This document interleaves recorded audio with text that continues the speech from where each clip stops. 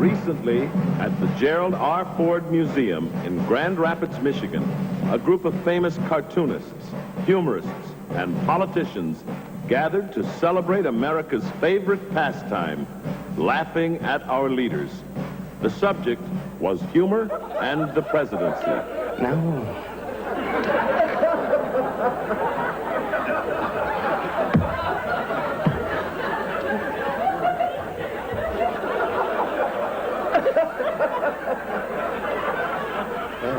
Well, excuse me, I've been having an awful problem with arms control lately.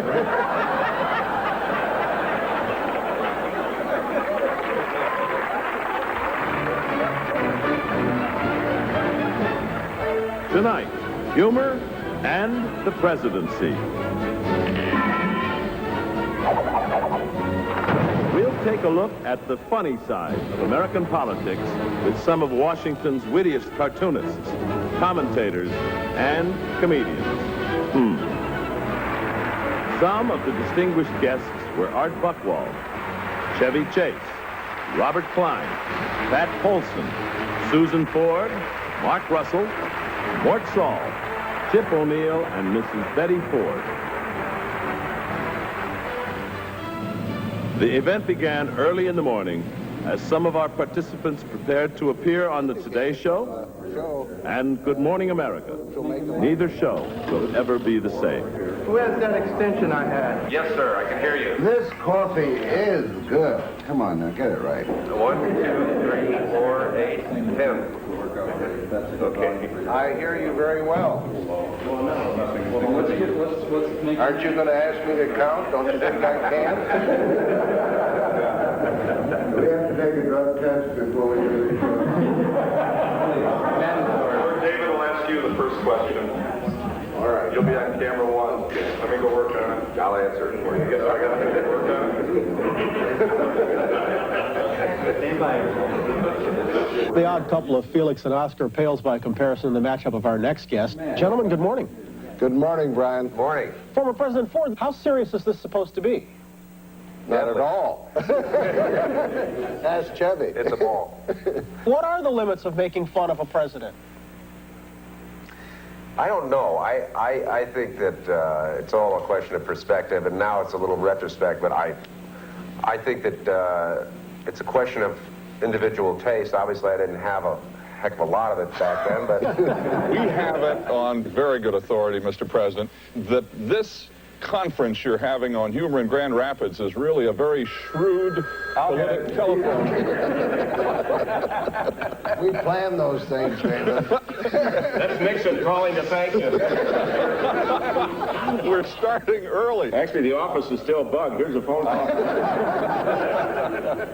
Well, that's the one that Brezhnev gave. Oh, was that it? It's still hot. Chevy, we're going to take a look at a piece of tape now.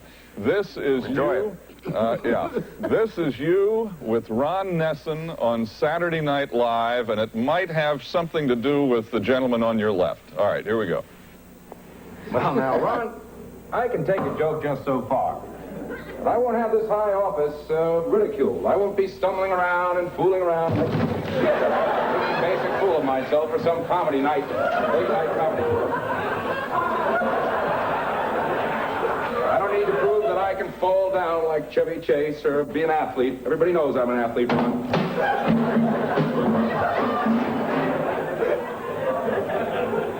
I'll never forget those wonderful days. Boy, those are...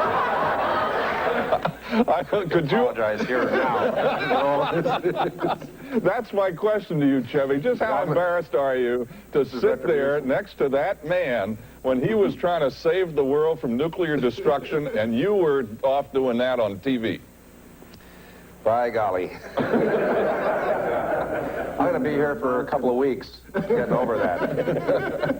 Mr. President, I understand I'm being told that you had to use a little presidential persuasion to get Chevy to come to this conference. How accurate is that? No. Oh, no, it didn't quite work out that way. All of the... 10 grand is not. Mark, why is it, and Art, why is it important to poke the jokes at the Oval Office and the people that sit in it? It's important to me because it's my livelihood, David. The rest of them is just a sideline. As kids, I think the three of us said, let's make fun of presidents when we grow up. President Ford. And we We all. Oh, God. Mr. President, Chevy, Art, Mark, thank you all very much. How you doing? Ladies and gentlemen, at this time, I would like to introduce the President of the United States. Thank you.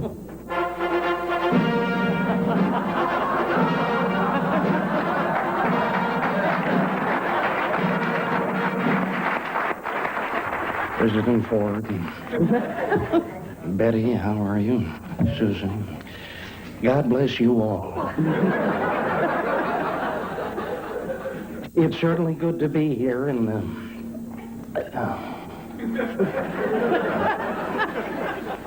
well, it's certainly good to be here.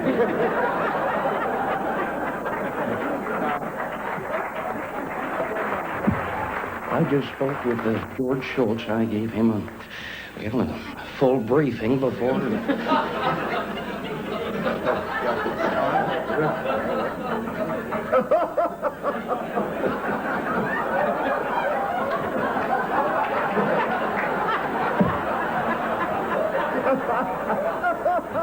Of course, you remember a couple of years ago, your predecessor, as well as I, visited China.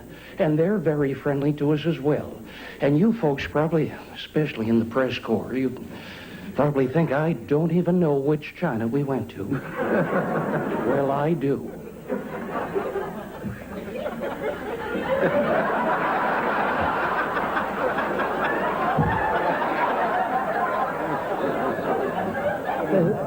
The big one.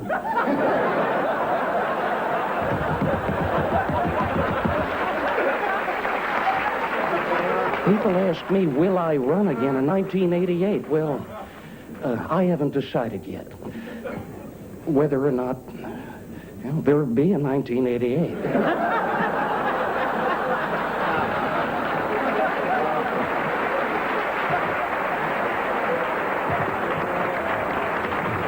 The other day, somebody said that Reagan was taking a working nap.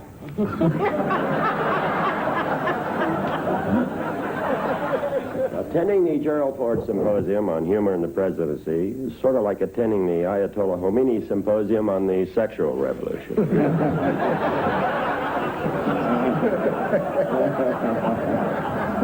I was thinking about Pat Robertson. We have a problem there now. You have the separation of church and state, and getting into religious is a little difficult. I think it's not a problem, actually. We separated North Dakota and South Dakota, and they prospered.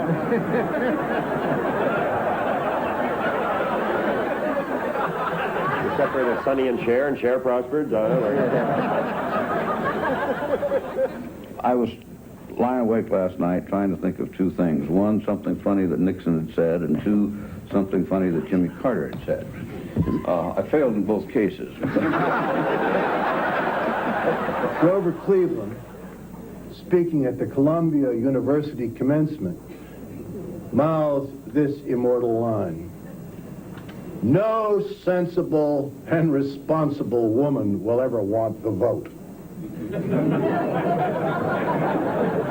William McKinley, speaking at the Patent Office when it opened in 1900, said, "Well," he says, "everything that could possibly be invented has already been invented." Calvin Coolidge in 1928 when he said the following memorable words: "When more and more people are thrown out of work, unemployment results." This was regarded by Herbert Hoover as such a profound economic aphorism that he plagiarized it in 1931. The Hoover Library sent out a whole team, a whole battery of people, to look for something humanizing, something, just a feature story, just a chuckle, just a smile that Herbert Hoover had ever said. And they could find absolutely nothing until one employee whose lips had been sealed until then reached down in the bottom drawer of Mr. Hoover's desk, and there, scrawled out in his own handwriting, was this phrase: "Shit on the Democrats." Something must be said for Mr. Carter. One of the best things he did was, and I'm sure you will all agree on this, his exit line from Washington. He said, "I want to thank all of you who have made my job so easy and enjoyable and comfortable." And he turned to his wife and said, "Thank you, Rosalind." Not a bad exit line. Thank you, Liz. That was delightful. I think you should have ended with the shit joke, but that's all right. Incidentally, those of you who haven't seen the museum, by golly. Now, Bill Moyers told me the story. And Moyers was sitting at his desk laughing. And President Johnson came in and said, "What you laughing at, Bill?" Said, "I'm reading Buckwalk." The president said, "You think he's funny?" And Moyers said, "No, sir." In accordance with President Reagan's executive order, every one of the cartoonists that are here today took a drug test. I'd like to see the hands of those who passed it. When you're a cartoonist and you go into the voting booth, you have your choice usually of two guys, and one of them's good for your country and the other is good for your business. Not necessarily in that order. When I started cartooning, Truman was president, Ronald Reagan was an actor, and Richard Nixon was starting his political career in those years. Now Truman is dead, Reagan is still an actor, and Nixon is starting his political career. I like to do this rather simply. I can't fold it. That's all you need. That's the expressive eyes.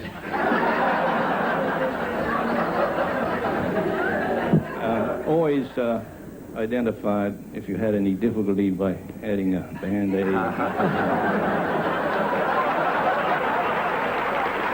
The reason why I knew how to draw you when you that first day was all you have to do to you is to kind of put some hair up here, put some scars across here, and then 2 bolts in your neck. You know. And so I was always doing Frankenstein and taking off the sketches, the stitches. One joke I always enjoyed from President Ford. He told of giving a speech in Omaha, and he said after the speech, he said, I went to a reception that was being held elsewhere in town, and a sweet little old lady came up to me, and she put her gloved hand in mine, and she said, I hear you spoke here tonight. And President Ford said, oh, it was nothing. And she said, yes, that's what I heard.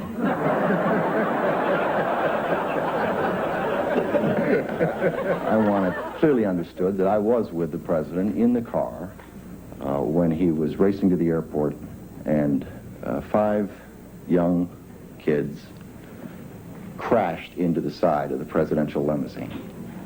It's the only time in history that a presidential limousine has been hit by another car. So, I mean, it was an unusual experience. We looked out, and here were all these faces of these kids about 4 feet from us, just to the left side of the car. Well, of course, the Secret Service have a strict policy as to how you handle that kind of a situation, and that is, assume it's a conspiracy, there are other people involved, and get out. The lead car took off. The presidential limousine took off. The lead car stopped, and the presidential limousine bashed into the back of the lead car. The tail car then bashed into the back of the limousine. It was very much like the Marx Brothers. I was asked by the HBO folks also why I was here, and I told them I think it was because I could tell about the fun-filled days in the Nixon White House.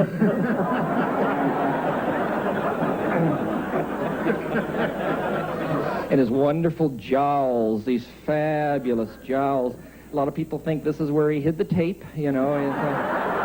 inside there. David Frost tells a story about Richard Nixon when he went out to San Clemente to interview him. It was an example of how painful it was for Nixon to relax and to just engage in small talk. They finished one morning session of taping, and so they went out on the veranda there and just stretch their legs and have a cup of coffee or something. And so Nixon, earnestly trying to be one of the guys, just turned to David and said, well, David, done any fornicating lately?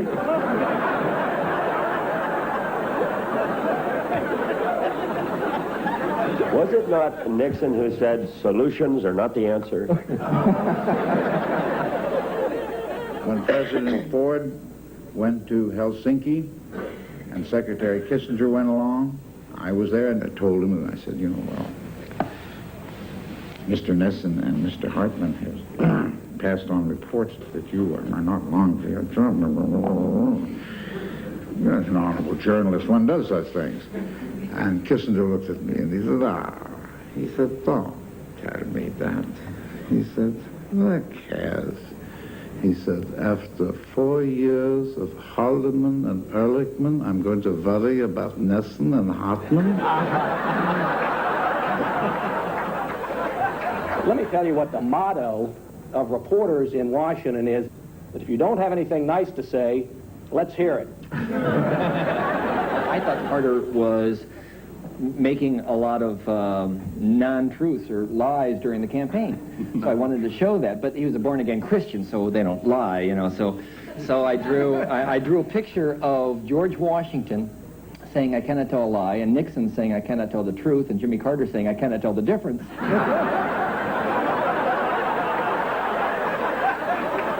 As difficult a job as a president has, President Reagan, we were speaking of him, and yes, it's an enormous burden. And with Reagan's case, he, on top of everything else, he's got those flaky kids of his. I mean, you've got Ron Jr. dancing in his underwear on Saturday Night Live. All right, admittedly, ladies and gentlemen, neither political party has a corner on good taste, but at least Billy Carter kept his pants on. I mean, Billy drank a few beers some years ago, and the public got all excited about that, and Ron Jr. dances in his skivvies on network television, and the public figures he's probably doing some artistic combination of Swan Lake and a Fruit of the Loom commercial. I think a lot of times when you read the stories about how Reagan doesn't answer questions, you get the wrong view. The problem with Reagan is not that he doesn't want to answer questions. The problem is that he does, whether he knows the answer to the question or not. I'd like to throw the floor open to questions. Go right ahead and shoot.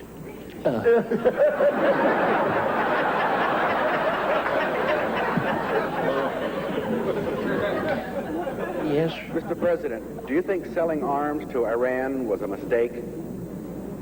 For those folks up back who couldn't hear the question, I believe, if I may paraphrase, the question was, am I a good president? The answer is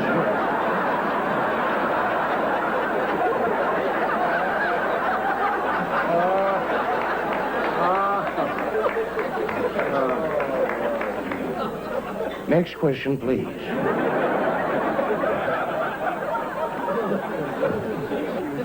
Mr. President. Yes. How can you say you're a born-again Christian with a straight face? Now, there is a good example of where we have failed in our public schools.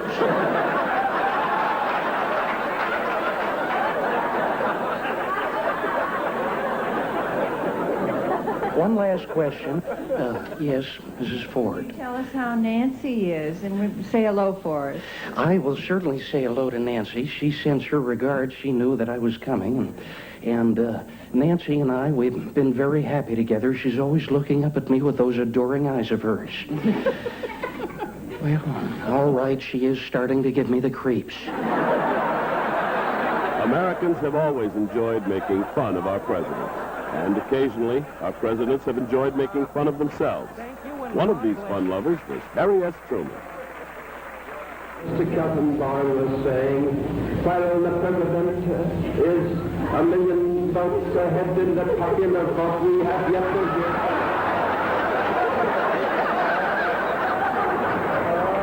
And we are very sure that when the country vote comes in, Mr. Truman will be defeated by another 100. Back to bed and let's sleep. These Republican leaders have not been content with attacks on me, or on my wife, or on my sons. No, not content with that. They now include my little dog, Sally.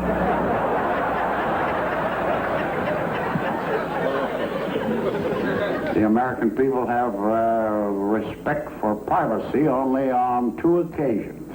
One of them is prayer and the other is fishing. And presidents can't pray all the time. So without going into the substance of your letter to Marshal Zukov, could you tell us when it was sent and how and about, whether it was very long or not? You sound to me like you want to turn to be into the Sherlock Holmes.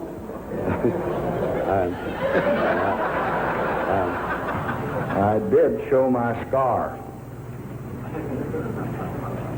But I think in explanation you ought to know that it was only after a question from Sarah McClendon. And she said, Mr. President, you've been in office almost 2 years, and what do you have to show for it? I spoke a year ago today to take the inaugural, and I'd like to paraphrase a couple of statements I made that day by saying that we observe tonight not a celebration of freedom, but a victory of party. For we are sworn to pay off the same party debt our forebears ran up nearly a year and 3 months ago. Our deficit will not be paid off in the next 100 days, nor will it be paid off in the first 1,000 days, nor in the life of this administration, nor perhaps even in our lifetime on this planet, but let us begin. As I made each proposal, I could hear Tip whispering to the George Bush, forget it, no way. Fat chance. Sock it to me? I'm delighted to be here tonight, and much as I would like to be participating in a much larger way, I have been told I have one small thing they would like me to do, and that's to introduce my husband, President Gerald Ford.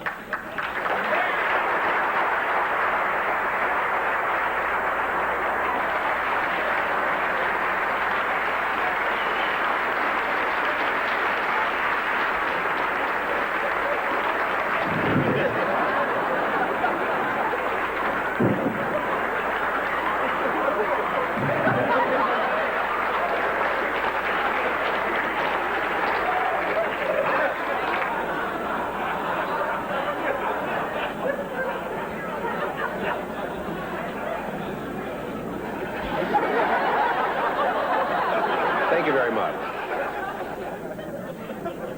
Well, I'm here. And I'm having a great time. Where the hell am I?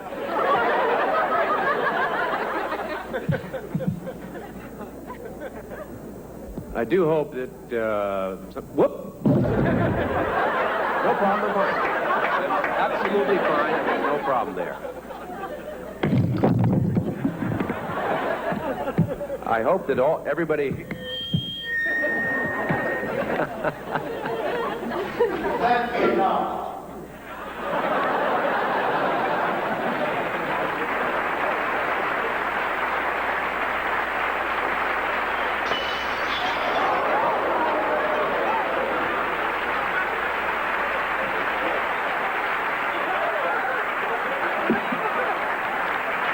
kid. We didn't dare pull it. I didn't know you were going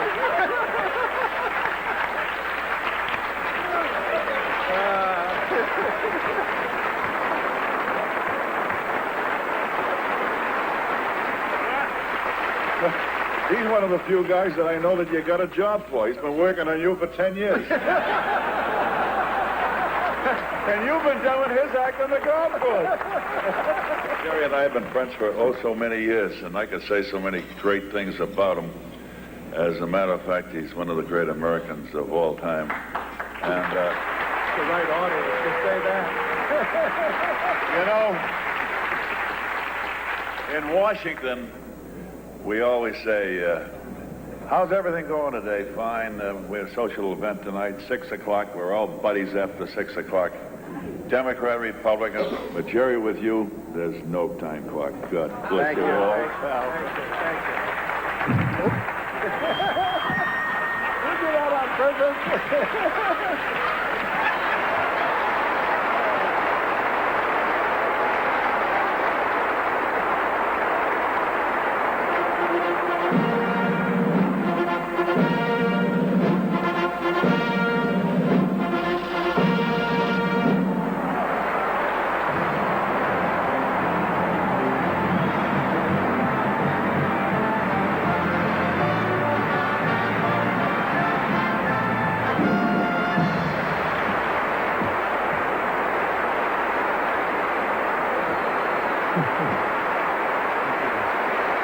Thank you. Thank you. Won't you all sit down, please? Thank you. Thank you. Welcome. I'm Gerald R. Ford. I brought along a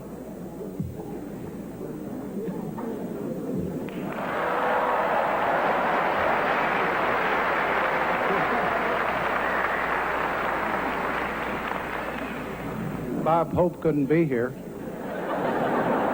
This is what he wears when we play. Confidentially, I resent him going around the country commercializing on my golfing inadequacies. He makes a lot of money telling how badly I play. The other day we played up in Vail, Colorado, and came up to the first tee, and somebody was out there and they said, hey Bob, what's your favorite foursome? Bob said, Jerry Ford, a faith healer, and a paramedic.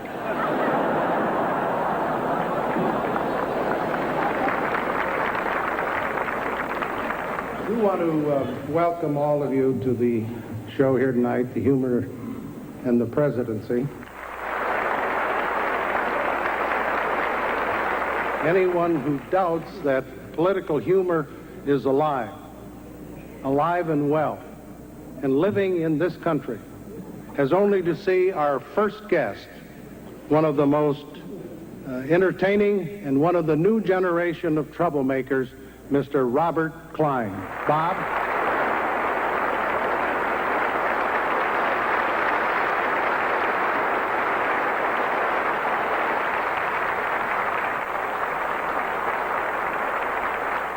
President Ford, Mrs. Ford, gosh, if I had the chance to be president, almost if it's worth it. You know, we're a very patriotic people. We have a tendency to huckster our national heritage sometime. I think of George Washington. George Washington, it turns out, was the first media figure in a way. He was taller than life, and he was very brave. He was an excellent general, and I'm sure that the father of our country would be very proud to know that we celebrate his birthday every year with a mattress sale.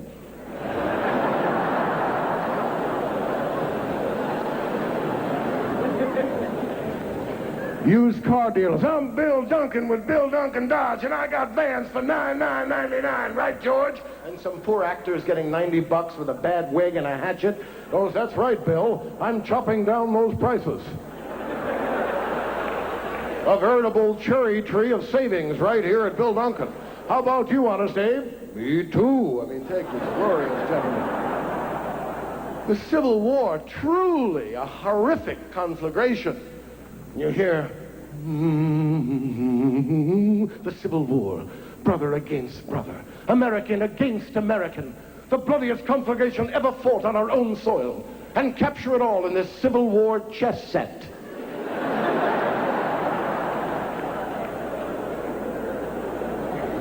Yes, the Franklin Mint will send you one of these pieces every 4 months at $37.50 a pop. You get the whole set. You play a nice game of chess with your friends in the year 2034. Like when they say, you'll get this set on your approval. Like, you may not want all of the pawns. They're small, they get in the way, you know. Give me just one knight and one bishop from each set. I'm really fed up with this whole deal. You know,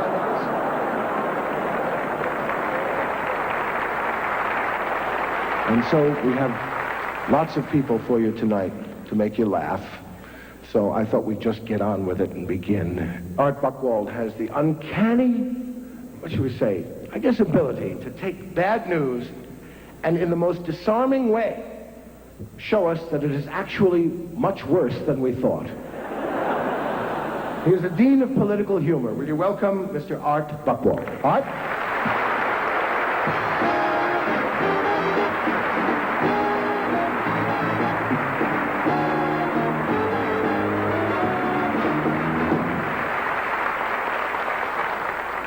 Mr. President, my fellow Americans, I am very happy to be here at the Jerry Ford Humor Conference, which, as you all know, is a contradiction in terms.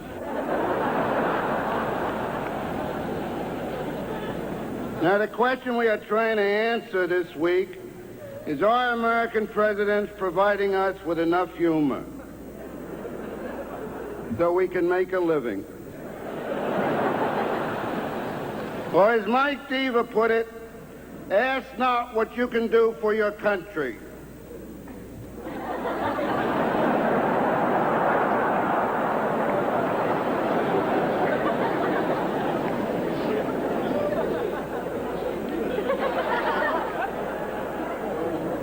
American presidents have been good to us, and they are funny.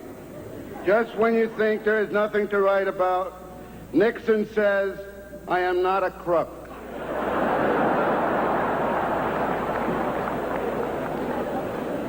And Jimmy Carter says, "I have lusted after women in my heart, but God has always forgiven me."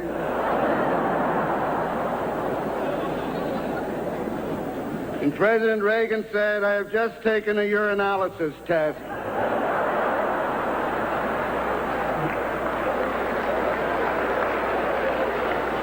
And I am not on dope."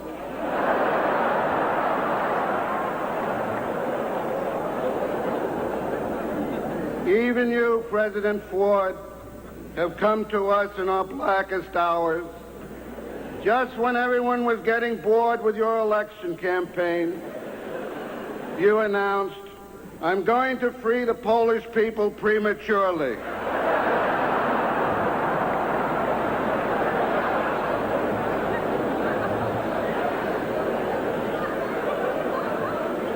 You know, it's no accident that I was invited to be here this week. I've never talked about it much, but Gerald Ford and I grew up next door to each other, and we were childhood friends. We played football on the South High School team. At that time, there weren't enough football helmets to go around, so I gave Jerry mine.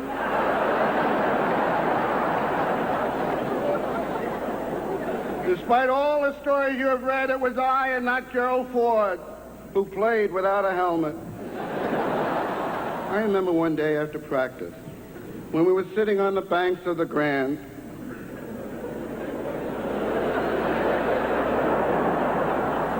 chewing gum. And I said to him, "Jerry, what do you want to do when you grow up?" And Jerry replied, "I know this sounds crazy, but I'd like to be president of the United States." But I protested. That's an elective office.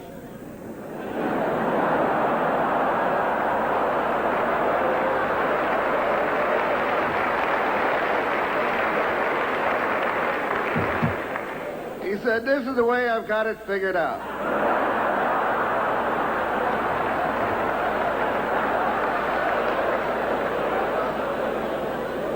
In about 40 years from now, Nixon will be in the White House with Spiro Agnew. Then Agnew will start taking free groceries. And he'll resign. So Nixon will make me vice president because I'm the only one in Washington who doesn't know where Watergate is. Okay,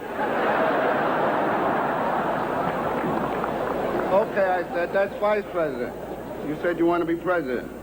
And Jerry's eyes gleamed. Here's the best part. Nixon will erase 18 and a half minutes of a tape. And the country will demand he resign. And when he resigns, I'll be sworn in as President of the United States. How does that sound to you? I said, it sounds great. But then again, you got to remember, I'm the guy who plays football without a helmet.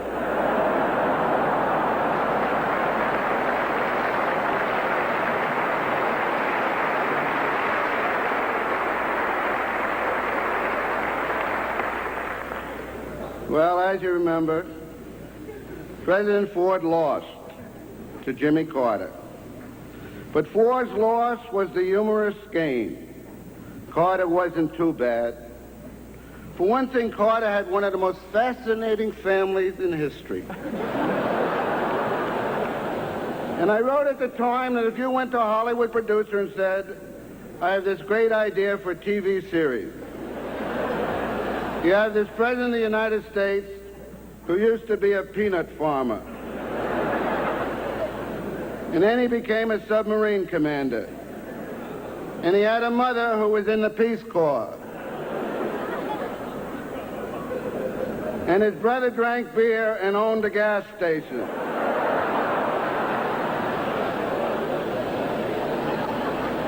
And his daughter lived in a treehouse.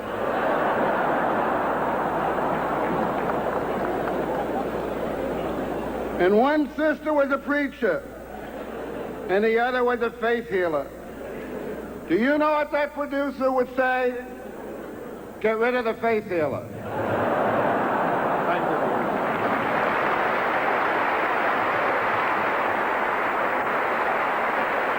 Ladies and gentlemen, Pat Paulson.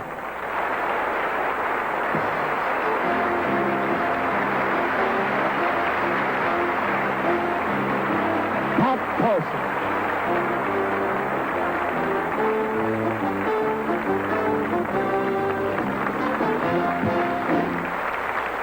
Now, I know you're all saying right now, where's Pat Paulson been?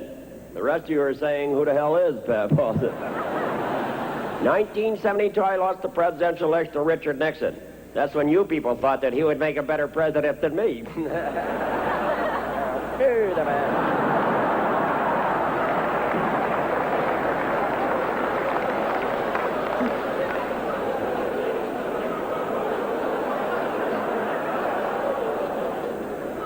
What are Americans talking about today? They say that violence and terrorism are rampant throughout the world. They say that the deficit could lead to worldwide depression.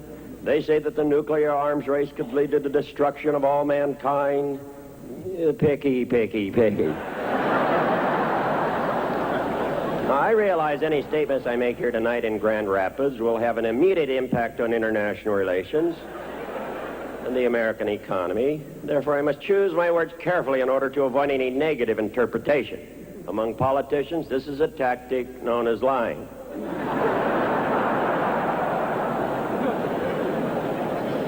I have prepared a short speech for you here in the Grand Rapids area entitled How to Survive the Next 4 Years, a 2-year plan.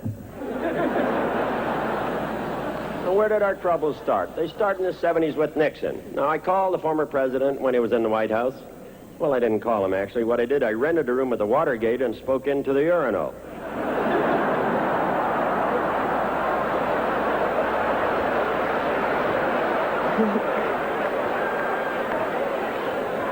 Hey, I got through, too, I have to say. Now we have Ronald Reagan in the White House, an actor. Could start a trend.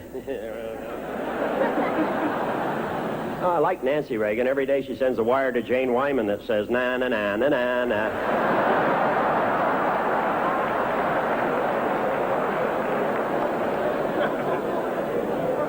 I'm going to leave with my philosophy of life, and it goes like this.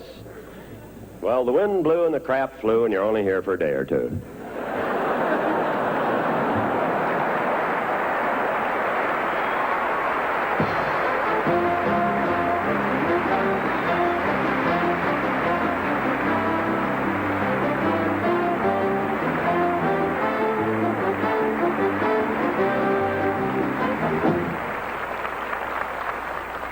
Thank you very much, Pat.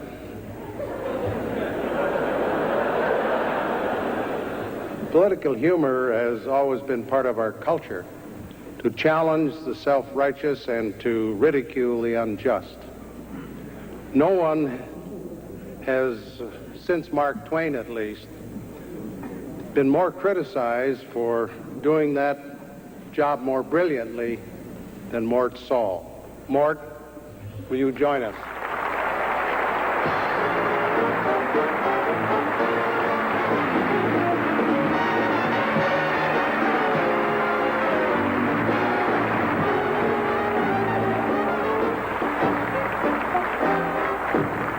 Get the full scan of what we've been doing for these 33 years, you have to see the spread of American history through presidents, of course. President Truman proved that anyone can become president. President Eisenhower proved you don't need a president. President Johnson wounded the presidency. President Nixon killed the presidency. President Carter buried the presidency. So it's up to President Reagan to prove that there's life after death. Okay. Carter had no sense of humor. You may recall that when Carter stood up at one point, he said, if you're black, this man, and he pointed to President Reagan, he said, we'll appoint 5 people to the Supreme Court who will be insensitive to your needs. And President Reagan, you recall, was terribly offended, and he drew himself up to his full 6'3", and he said, when I was a boy, there were no racial problems in this country. Which was a great opportunity for Carter, if he had any humor, to say, when you were a boy, there were nothing but Indians in this country, you know, something like that. But I was at the White House recently, and it's the first time I'd ever been there, ironically enough, under a Republican president. And as I came up to him, he said to me, did you come from Los Angeles for this? And I said, yes, sir. And he said, when did you get the invitation? And I said, on the 30th. And he turned to this officer that carries the nuclear codes in back of him, who happened to be a Coast Guard captain on the rotating basis. And he turned to her and he said, Rosie, when were those mailed out? And she said, on the 1st. And he turned to me and he said, do you think it should take 29 days for a letter of mine to go to Los Angeles? So I didn't answer him right away, you know, because I know a lot of jobs are riding on this. So, remembering the air traffic controllers, and I said, are you going to fire everybody in the post office? And he said, no, I'm not like that. I'm going to keep them all on, but I'm going to mail them their checks.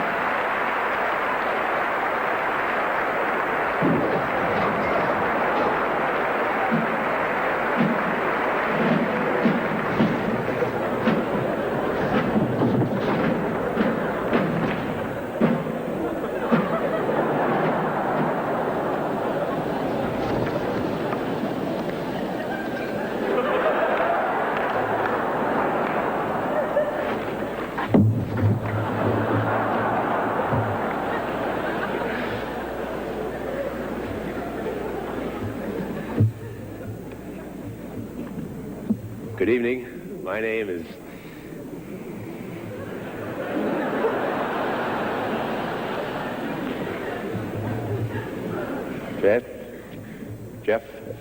Gerald Ford. I'm the man about whom President Johnson said he can't walk and chew gum at the same time. Well, swallow it.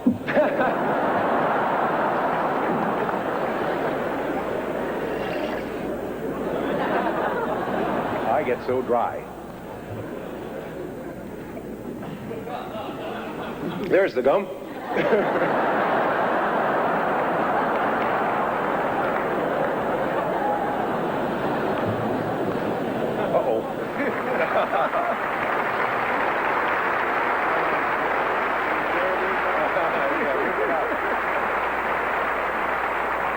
I just want to thank you for having me here, and I'm kind of embarrassed, and I hope you pardon me. Okay.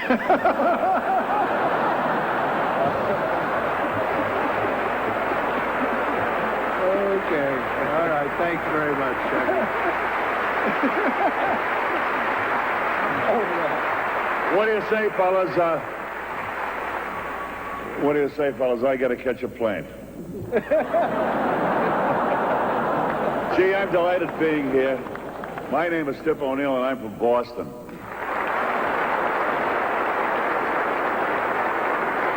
When I first arrived in Washington years ago,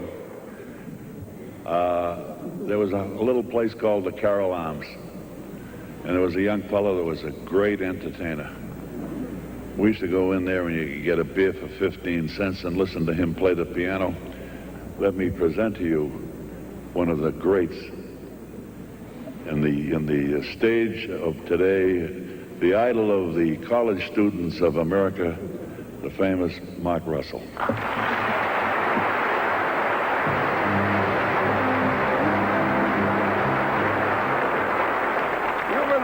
I've been talking to reporters all day long. Everybody got the same question. What's your favorite Ronald Reagan joke? You get that question all the time. My favorite Ronald Reagan joke is George Bush, obviously. I mean... And, of course, the administration, they've got this thing going now. They have discovered all of a sudden that there's some kind of a drug problem in this country. I don't know. Actually, that was last month. This month, it's Hands Across America to Fight Illiteracy. That's the new thing now. Have you hugged an illiterate person today? No, but I did the next best thing. I shook hands with a college athlete. Well...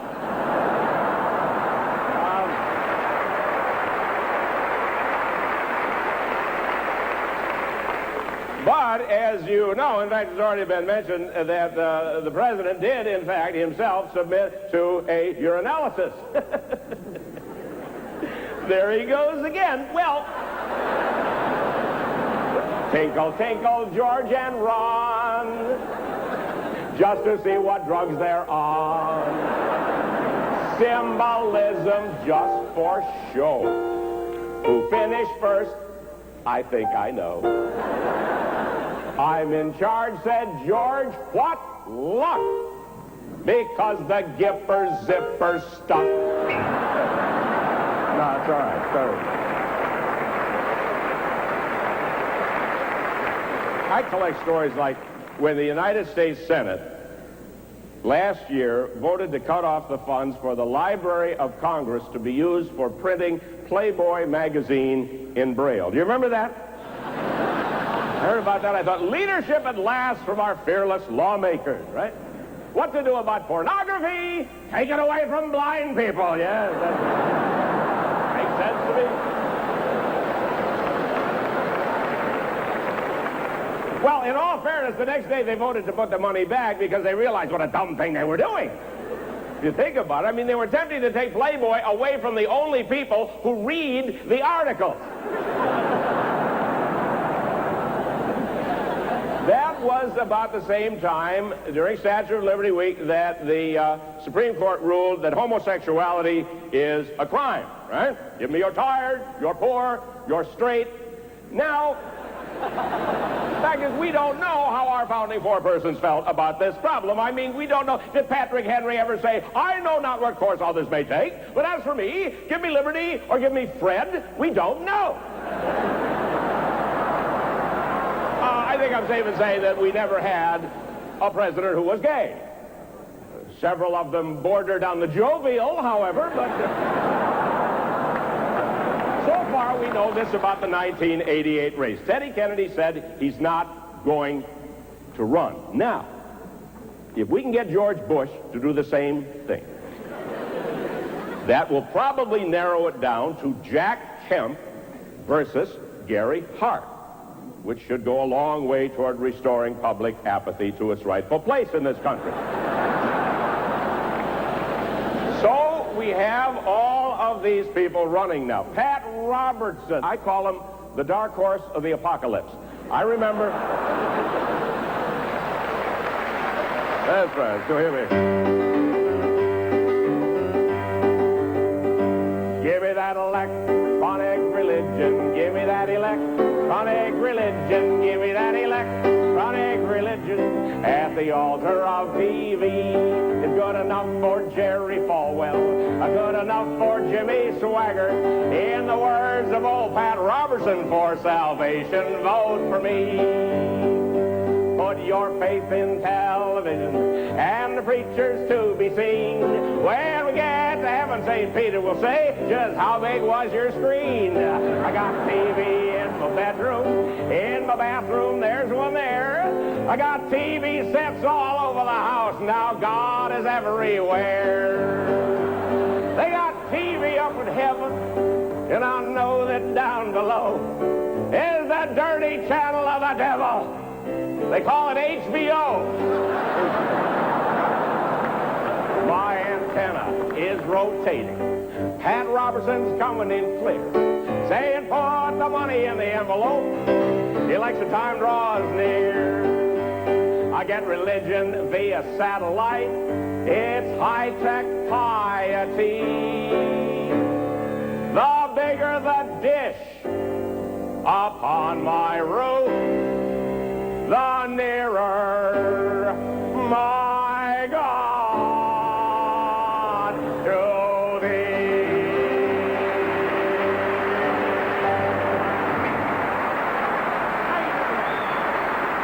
Thank you.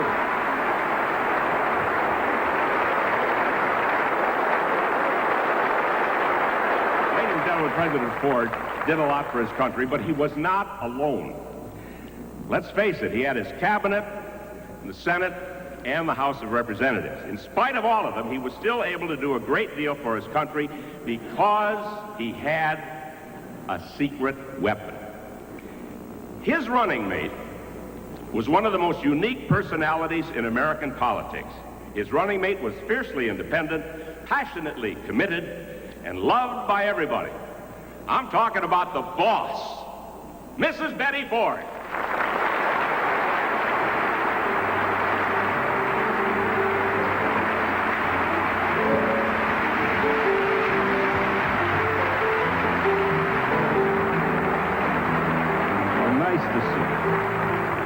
Mrs. Ford, let me ask you something, if I may, please. And I've been wanting to ask you this all night long.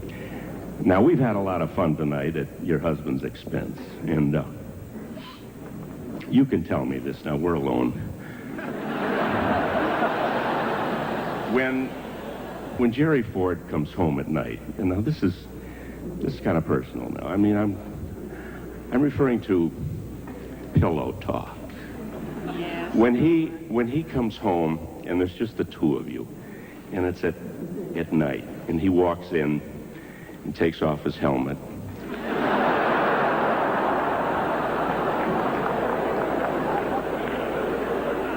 At that moment, when it's just the two of you now, is he as clumsy as we've been led to believe?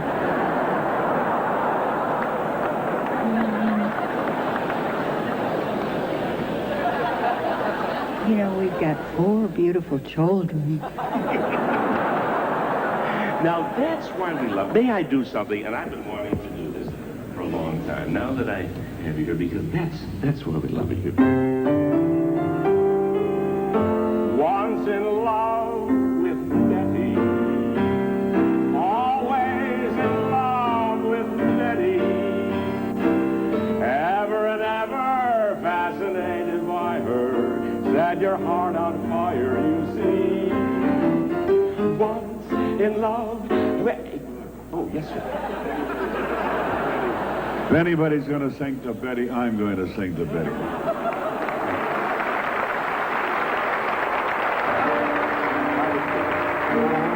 When Betty's eyes are shining Sure, it's like I'm on in spring. With a lilt of Irish laughter, you can hear the angels sing. Oh, when Betty's eyes are smiling, sure it's like I'm on in spring. But when Irish eyes are smiling, Betty Ford, we all love you.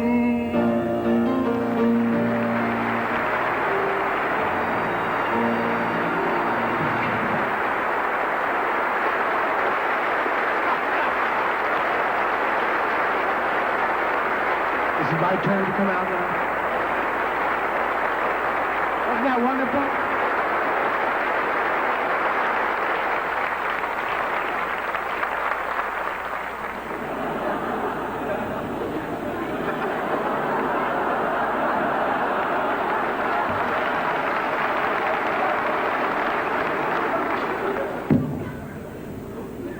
Wasn't it a great show?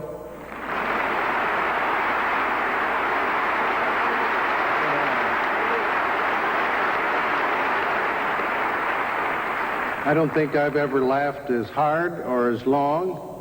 And for all the wonderful things that were done here tonight, we're deeply grateful. So would you all join us?